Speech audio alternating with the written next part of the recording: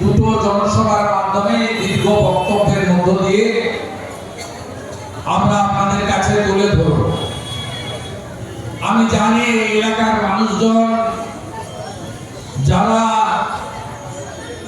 গত 13ই মে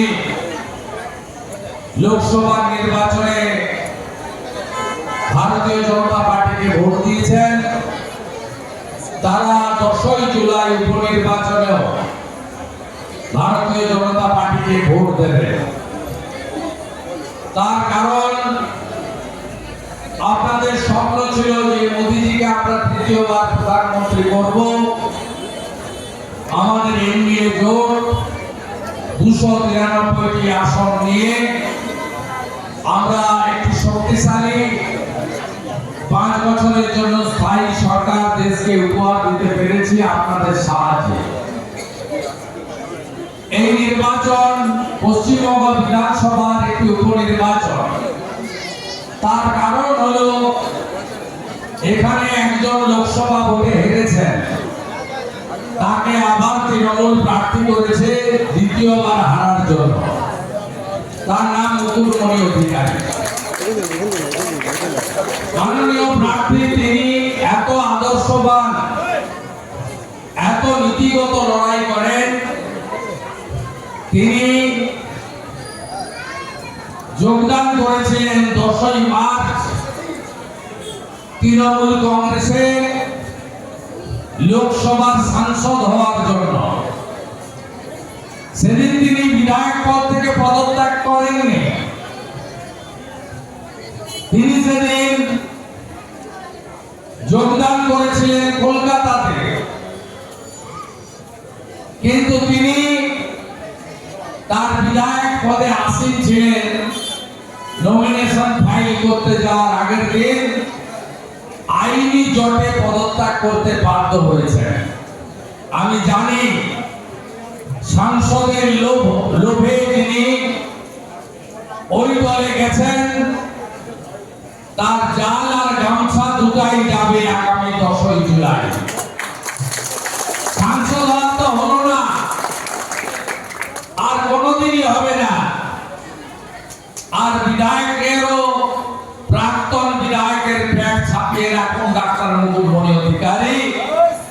যদি আপনাদের গুন্ডারা লুট করতে না পারে, পুলিশ যদি বুথ দখল করতে না পারে, যদি গণনা কেন্দ্রে আরামবাগের মতো কারচুপি করতে না পারে, এবারেও অর্ধ লক্ষাধিক ভোটে আপনাকে হারতে হবে এবং ভবিষ্যতে বলতে হবে আমি প্রাক্তন বিধায়ক ছিলাম।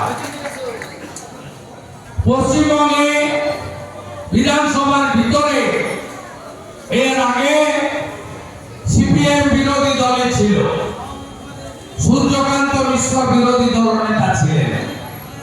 কংগ্রেস বিরোধী দলে ছিল, কংগ্রেসের নেতা বিরোধী দলনেতা ছিলেন। আপনারা দেখেছেন তৃণমূলের সঙ্গে কেউ লড়েছে 2011 সাল থেকে। আপনারা 21 সালে 2,28,00,000 ভোট দিয়ে আমাদের 77 জনকে পাঠিয়েছিলেন। ভারতীয় জনতা পার্টির কেন্দ্রীয় নেতারা আমাকে বিরোধী দলনেতার দায়িত্ব দিয়েছিল। বিধানসভার ভিতরে নো সেটিং অপোজিশন কাকে বলে আমরা বিজেপি প্রমাণ করেছি। আপনারা বিজেপি এমএলএ এবং বিরোধী দলনেতার ভূমিকা যারা দেখেছেন, আমি আপনাদের কাছে জানতে চাই রাজ্যের বিরোধী দল কেমন হওয়া উচিত এটাকে বিজেপি প্রমাণ করতে পারেনি।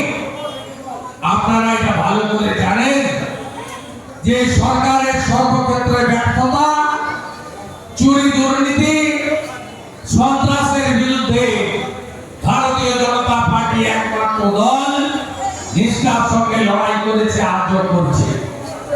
আমরা হয়তো 42-এর মধ্যে 22 পাইনি, আমাদের আসন হয়তো 12তে আটকে গেছে, কিন্তু আমরা এবারে 2,33,27,000 ভোটারের সমর্থন পেয়েছি। 39% ভোটার বিজেপিকে ভোট দিয়েছে, যার মধ্যে একটাও ছাপ্পা ভোট নেই, একটাও জল মিশানো ভোট নেই,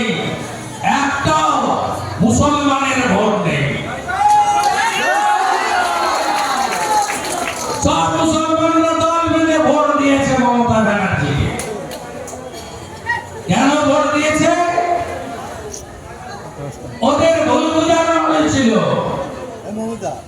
যে বিজেপি 400 আসন পেলে সংবিধান বদল হবে এবং আমরা হিন্দু রাষ্ট্র করে দেব।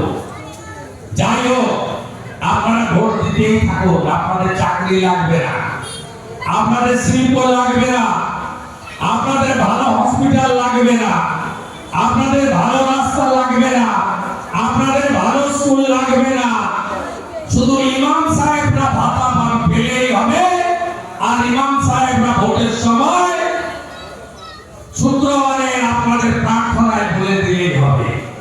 আমি আপনাদের বলবো, জোট বাঁধুন আপনারা, জোট বেঁধে এবারে গত কয়েকদিনে যা যা ঘটেছে, নির্বাচনের পরে সন্ত্রাস হয়েছে, বিজেপির 15,000 কর্মী ঘর ছাড়া হয়েছে, বন্ধ করতে হবে হিংসা। ভারতের সব রাজ্যে ভোট হয়, কোথাও হিংসা হয় না, এই রাজ্যে কেন হয়? নির্বাচনের পরে মহিলাদের উপর অত্যাচার, কোচবিহারের সংখ্যালঘু নেত্রী মহিলা মোর্চা বিবস্ত্র করে দিনের বেলা 1 কিলোমিটার রাস্তায় হাঁটিয়েছে। এটাই কি শ্রী চৈতন্য দেবের বাংলা?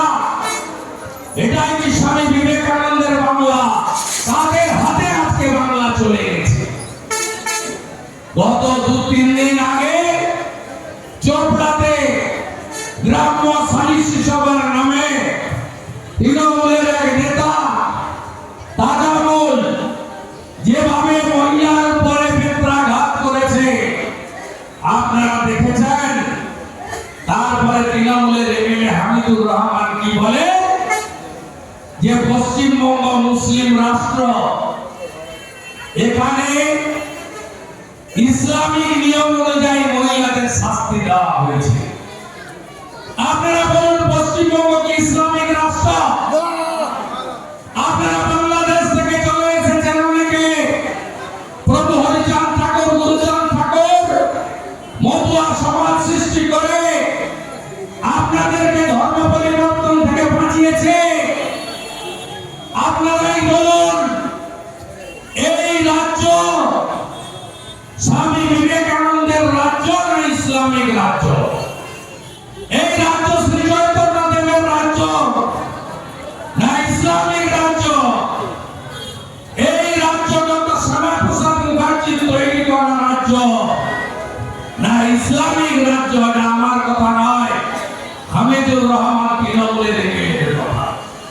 তাই শিক্ষক মনোজ বিশ্বাসকে 2 নম্বর বোতাম টিপে বিধানসভায় পাঠান। আরো 1.5 বছরের বেশি বাকি আছে। বিধানসভায় বিরোধী দলনেতার লড়াই, বিজেপির পক্ষ থেকে আমার এই লড়াইতে একদিকে পার্থদা আছেন, আর একদিকে মনোজ বিশ্বাসকেও আমার চাই।